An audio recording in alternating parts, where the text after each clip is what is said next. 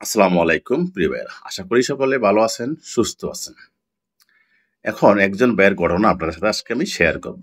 ঘটনাটা একটু বড়, মনোযোগ দিয়ে শুনবেন। একজন ভাই ইউএস বাংলা এয়ারলাইন্সে কয়েকদিন আগে সিঙ্গাপুরে যান। সিঙ্গাপুর যাওয়ার পরে সিঙ্গাপুর এয়ারপোর্টে তাকে আটকে দেয়। কেন আটকে দেয় জানা নেই আমাদের সাথে। তাকে সেখানে একদিনের মতন আটকে রাখা হয়।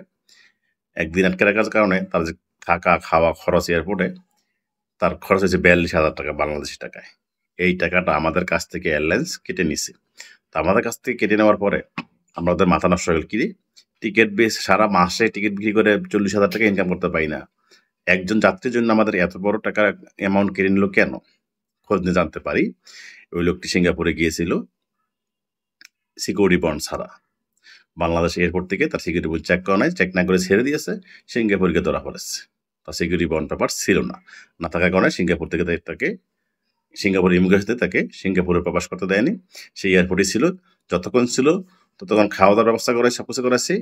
যা খরচ হয়েছে তার পিছনে সেই টাকাটা এয়ারলাইন্সকে চার্জ করছে এয়ারপোর্ট কর্তৃপক্ষ, আর এয়ারলাইন্স চার্জ করছে আমাদেরকে। বুঝতে পারছেন? তো আমি বারবার বলি আপনাদেরকে, আপনারা যদি প্রবাসে যান সব ডকুমেন্টসগুলো নিয়েই যাবেন। আপনার কেন যে মিস্টেক করেন আমার জানা নেই।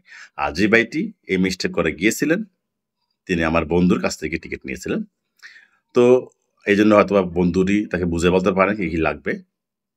তো ভাইটি আমাদের সাথে যোগাযোগ করতেছে না, তাকে বারবার কল দেওয়া হচ্ছে, কল রিসিভ করতেছে না। যে ভাইটি সিঙ্গাপুর এয়ারপোর্ট থেকে কয়েকদিন আগে ফেরত আসছেন, ইউএস বাংলা এয়ারলাইন্সে গিয়েছিলেন এবং সিঙ্গাপুর থেকে ব্যাগ পাঠিয়ে দেওয়া হয়েছে সিকিউরিটি বন্ডের কারণে।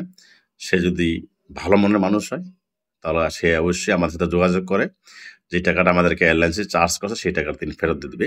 এয়ারলাইন্স থেকে বলছে যে তারা সমস্ত ডকুমেন্টস দিবে তার নামে মামলা করার জন্য। সে যদি টাকা না দেয় বৈধ উপায়ে তার বিরুদ্ধে মামলা করতে পারবো আমরা, সেই ডকুমেন্ট দিয়েছে। কিন্তু আমরা এত বড় ঝামেলা দিতে চাচ্ছি না। আশা করি সে তার নিজ থেকেই আমাদের সাথে যোগাযোগ করে ওই টাকাটা দিয়ে দিবে, যেহেতু এটা তারই ফল ছিল, আমাদের ফল ছিল না। তো যারা যাবেন এই ধরনের ঝামেলায় পড়তে না চাইলে সব ডকুমেন্টসগুলো সাথে করে নিয়েই এয়ারপোর্টে যাবেন। প্রিয় ভাইয়েরা, এই ধরনের মিস করবেন না। আপনার এদিকেও যাবে সেদিকেও যাবে। আপনি যদি সিঙ্গাপুর থেকে ব্যাগ পাঠাতে আমাদের কিন্তু লস।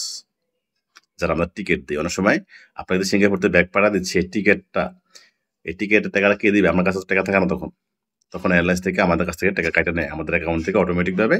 তখন আপনি যখন দেশে আসবেন তখন আপনার কাছে টাকা নিয়ে দিব। কয়েকদিন আগে একজন ভাই সেম কাহিনী হয়েছে, কবির ভাই নামে এক ভাই, তিনি সিঙ্গাপুর থেকে তাকে ব্যাগ পাঠাতে হয়।